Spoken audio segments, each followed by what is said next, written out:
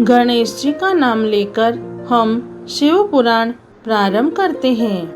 हे शंकर भगवान, हे माता पार्वती, हम जो भी शिव पुराण सुन रहे हैं, हमारी सब मनोकामना पूरी करना, हमारी रक्षा करना, हम सब आपकी शरण में हैं। शिव पुराण में श्री रुद्र संहिता के पंचम खंड में 44वां अध्याय प्रारंभ करते हैं। अंधक की अंधता।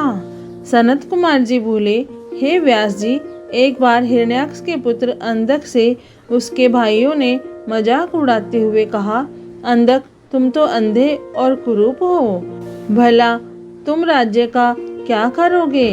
दैत्यराज हिरण्याक्ष तो मूर्ख थे, जो भगवान शिव की इतनी कठोर तपस्या कर उन्हें प्रसन्न करके भी तुम जैसा कुरूप, नेत्रहीन और बेडौल पुत्र वरदान में प्राप्त किया।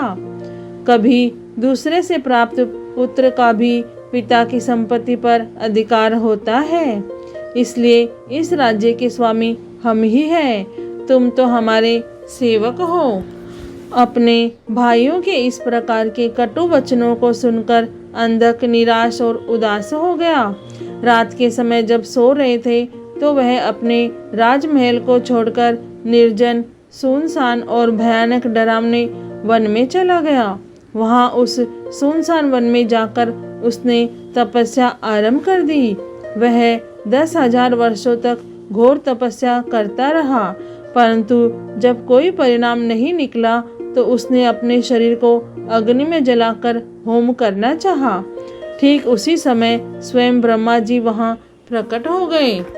ब्रह्मा जी बोले, पुत्र अंधक, मांगो, क्या मांगना चाहते हो? मैं तुम्हारी तपस्या से बहुत प्रसन्न हूँ, तुम अपना इच्छित वर मांग सकते हो, मैं तुम्हारी मनोकामना अवश्य ही पूरी करूँगा। यह सुनकर अंधक बहुत प्रसन्न हुआ।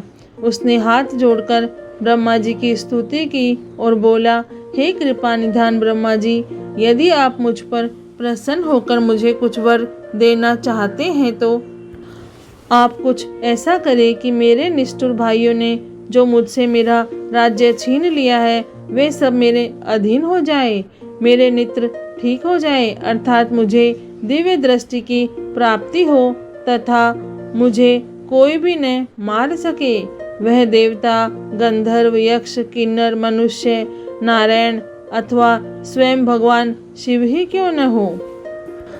अंधक के इन वचनों को सुनकर ब्रह्मा जी बोले, हे अंधक, तुम्हारे द्वारा कही गई दोनों बातों को मैं स्वीकार करता हूँ, परंतु इस संसार में कोई भी अजर अमर नहीं है, सभी को एक न एक दिन काल का ग्रास बनना पड़ता है। मैं सिर्फ तुम्हारी इतनी मदद कर सकता हूँ कि जिस प्रकार और जिसके हाथ से तुम चाहो अपनी मृत्यु प्राप्त कर सकते हो। तब ब्रह्मा जी के वचन सुनकर अंधक कुछ देर के लिए सोच में डूब गया। फिर बोला, हे प्रभु, तीनों कालों की उत्तम, मध्यम और नीच नारियों में से जो भी नारी सबकी जननी हो, सब में रत्न हो, जो सब मनुष्य के लिए दुर्लभ तथा शरीर व मन के लिए अगम्य है, उसको अपने सामने पाकर जब मेरे अंदर काम भावना उत्पन्न हो, उसी समय मेरा नाश हो। इस प्रकार का वरदान सुनकर ब्रह्मा जी ने तथास्तु कहा और उससे बोले, दैत्येंद्र, तेरे सभी वचन अवश्य ही पूरे होंगे, अब तू जाकर अपना राज्य संभाल। ब्रह्मा जी के वचन सुनकर अंधक बोला, हे भगवान, अब मेरा शरीर इस लायक नहीं रहा कि मैं युद्ध कर सकूं। अब तो मेरे शरीर में सिर्फ नसें और हड्डियां ही बची है। अब मैं कैसे युद्ध कर पाऊंगा और अपनी शत्रु सेना को परास्त कर पाऊंगा? इस प्रकार के वचनों को सुनकर ब्रह्मा जी मुस्कुराए और अंधक के शरीर का स्पर्श किया। उनके स्पर्श करते ही अंधक का शरीर भरा पूरा हो गया। अब वह परम शक्तिशाली योद्धा जान पड़ता था, जिसके सामने अच्छे से अच्छा वीर भी न टिक पाए। इस प्रकार अंधक को मनोवांछित वर देकर ब्रह्मा जी वहां से अंतर्ध्यान हो गए। तत्पश्चात अंधक भी प्रसन्नता पूर्वक अपने घर की ओर चल दिया। जब अंधक ने अपने राज्य में प्रवेश किया तो यह जानकर कि अंधक को ब्रह्मा जी से वरदान प्राप्त हुआ है, सारे दानव उसके वश में होकर उसके दास बनकर रहने लगे। तब अंधक ने विचार किया कि हमें दैत्य साम्राज्य का विस्तार करना चाहिए और अपने घोर शत्रु देवताओं को पराजित करके उनके राज्य पर अपना अधिकार स्थापित कर लेना चाहिए।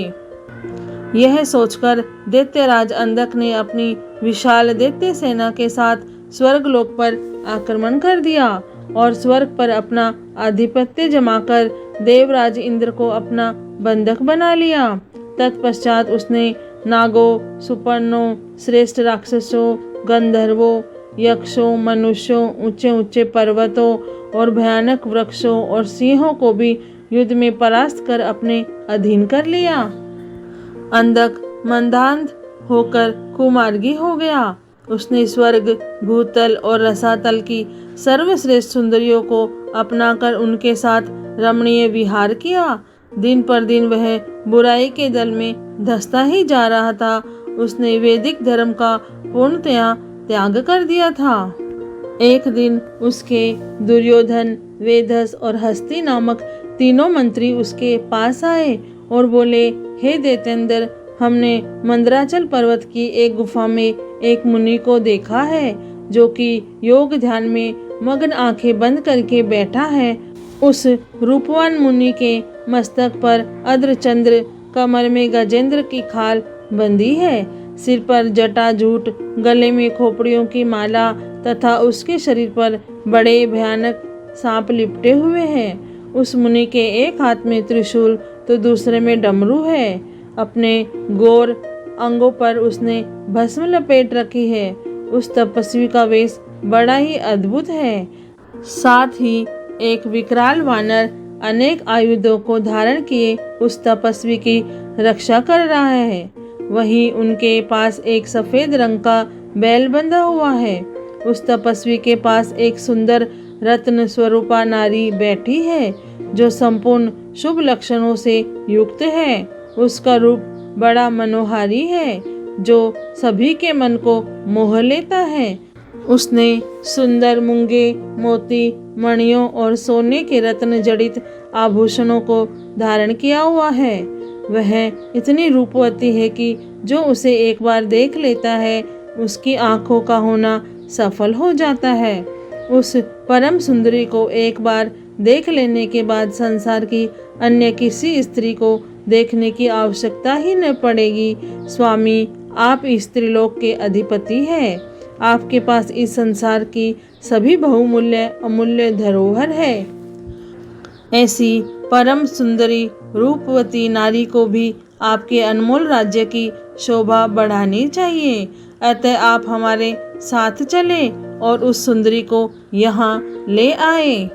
अपने वीर मंत्रियों के इस प्रकार के वचन सुनकर दैत्येंद्र अंधक बहुत प्रसन्न हुआ और उसके मन में उस सुंदर नारी को देखने की इच्छा बलवती हो गई। उसने अपने मंत्रियों को आदेश दिया कि तुम शीघ्र वहां जाकर उस तपस्वी से उसकी सुंदर स्त्री को मांगकर मेरे पास ले आओ।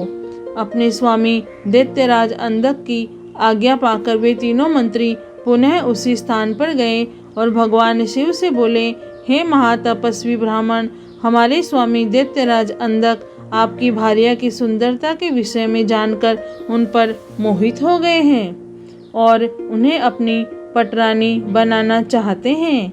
आप सहर्ष उन्हें हमें सौंप दे। उनके ऐसे वचनों को सुनकर शिवजी को बहुत क्रोध आया, परंतु वे फिर भी सिर्फ इतना ही बोले, दैत्यो, ये मेरी भार्या है। वे स्वयं शक्ति संपन्न सिद्धि रूपा है। देवी स्वयं अपने भक्तों के कष्टों को दूर करती है। आप अपनी परेशानी इन्हें बताइए, ये अवश्य ही आपके दुखों को दूर करेंगी। भगवान शिव के ये वचन सुनकर क्रोधित और मंदान दैत्य और कुछ न बोले और वहां से वापस आ गए। तब दैत्यराज अंधक को उन्होंने वहां घटित हुई सारी बातें बढ़ा चढ़ाकर बताई, जिन्हें सुनकर दैत्येंद्र का क्रोध 7वें आसमान पर चढ़ गया। तब वह मूढ़ बुद्धि दैत्य सुंदरी को देखने के लिए आतुर हो उठा।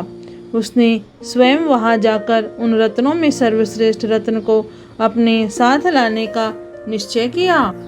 शिव पुराण में श्री रुद्र संहिता के पंचम खंड में 44वां अध्याय पूर्ण हुआ। हे भोलेनाथ, हे शिव शंभु, हे माता पार्वती, आपको कोटि कोटि प्रणाम और कोटि कोटि धन्यवाद। जय भोलेनाथ।